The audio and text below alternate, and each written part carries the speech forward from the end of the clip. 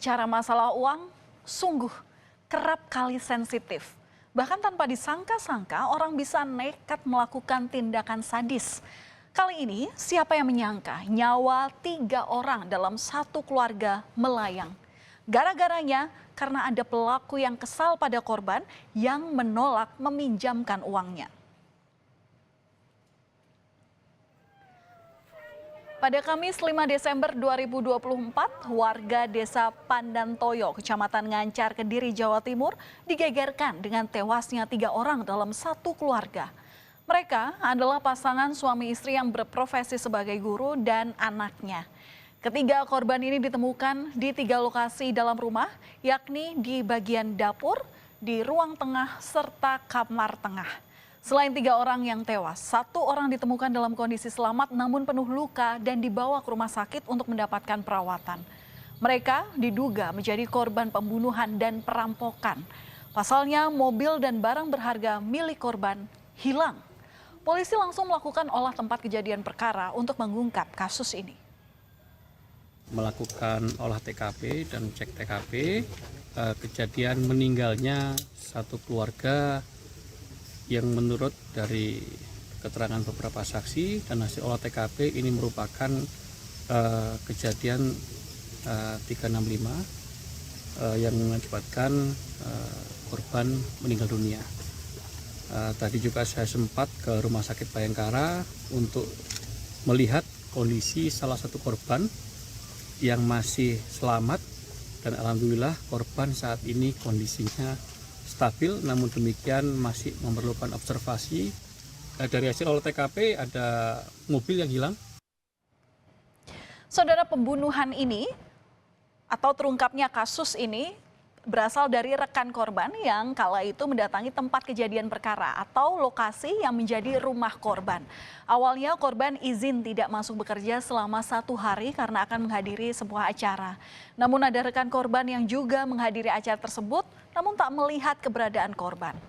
Esok harinya rekan korban yang khawatir dengan kondisi korban mulai menghubungi korban. Namun tak ada respons yang didapat. Mereka akhirnya memutuskan untuk mendatangi rumah korban. Dan sesampainya di sana, mereka kaget karena korban ini sudah ditemukan dalam kondisi tewas di dalam rumahnya. Hari Rabu izin ada acara ke BKD, namun temannya yang ikutan sama acara itu kok nggak ada. Yang bersangkutan nggak ada di sana, terus menelpon ke SD saya. Katanya, Pak Agus di mana kok nggak kesini. Jawaban temannya nanti saya hubungi. Sampai besoknya hari Kamis itu teman-teman SD semua menelpon, nggak diangkat. Setelah itu saya dan rekan-rekan guru punya inisiatif ke sana, ke rumahnya, ada apa. Istrinya yang mengajar itu langsung itu pihaknya SD juga nelpon kok jadi nggak masuk.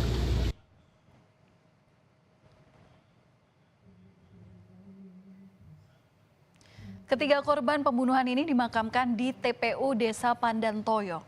Sebelum dimakamkan atau sebelum pemakaman ini dilakukan proses doa dan kebaktian. Ketiga korban dimakamkan dalam satu liang lahat. Tangis kesedihan warga serta kerabat pecah saat prosesi pemakaman berlangsung. Mereka tak menyangka pasangan suami istri yang berprofesi sebagai guru tersebut tewas dibunuh. Di mata kerabat dan keluarga, korban memiliki kepribadian yang baik dan berdedikasi. Bahkan korban rela menempuh jarak 50 km demi mengajar di sekolah. Tidak ketemu. Belum ketemu. Nanti chat, telepon hari Minggu. Oh. Artinya baik sama keluarga, sama lingkungan juga baik, sama saya juga akrab. Ibadahnya juga tekun. Saudara, dalam kasus ini polisi melakukan olah tempat kejadian perkara. Polisi juga memeriksa sejumlah saksi dan mencari tahu siapa orang yang bertemu terakhir kalinya dengan korban. Hasilnya, polisi telah mengantongi identitas pelaku pembunuhan 3 orang dalam satu keluarga ini. Polisi pun langsung memburu jejak keberadaan pelaku. Dan tak butuh waktu lama bagi polisi untuk menangkap pelaku pembunuhan 3 orang dalam satu keluarga ini, saudara. Yusa, yang merupakan adik kandung dari salah satu korban, akhirnya ditangkap polisi. Pelaku ditangkap di rumahnya yang ada di Lamongan, Jawa Timur. Tega sekali adik membunuh kakak kandungnya. Ironisnya, saudara, pelaku ini juga telah merencanakan pembunuhan ini.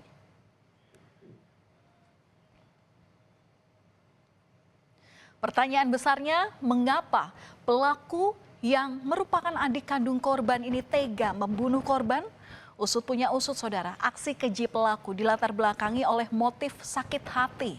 Pelaku kesal lantaran tidak dipinjami uang oleh sang kakak. Sebelum membunuh beberapa hari sebelumnya, pelaku sempat datang ke rumah korban untuk meminjam uang. Namun saat itu korban menolak untuk meminjamkan uang.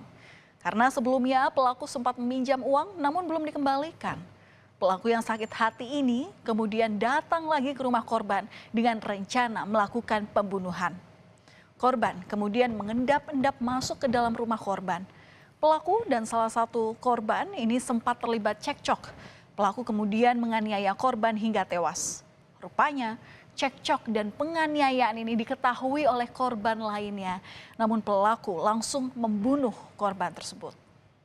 Tersangka adalah adik kandung dari korbannya sendiri. Atas nama Yusak, dia residivis, mantan pelaku jambret.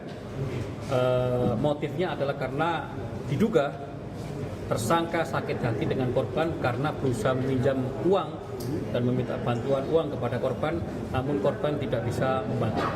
Lalu kemudian sakit hati dan melakukan tindakan pembunuhan tersebut. Motif serupa juga melatar belakangi aksi penculikan yang dilakukan terhadap seorang gadis kecil di kawasan Pejaten, Jakarta Selatan pada Oktober lalu. Pelaku merupakan kenalan orang tua korban. Korban sempat dibawa berkeliling semalaman dengan motor hingga akhirnya mengundang perhatian publik saat ia disekap pelaku di sebuah pos polisi.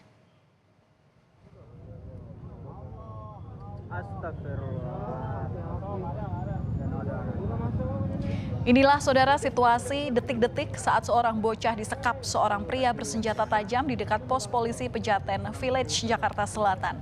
Korban pun ketakutan, terlebih pelaku membawa senjata tajam. Peristiwa ini mengundang perhatian petugas dan pengendara sepeda motor. Warga pun memenuhi lokasi penyekapan. Sampai-sampai pelaku merasa tidak aman dan membawa korban masuk ke dalam mobil sambil menodongkan senjata ke leher korban. Beberapa aparat sempat mencoba untuk berkomunikasi dengan pelaku, namun pelaku IJ akhirnya berhasil ditangkap oleh petugas.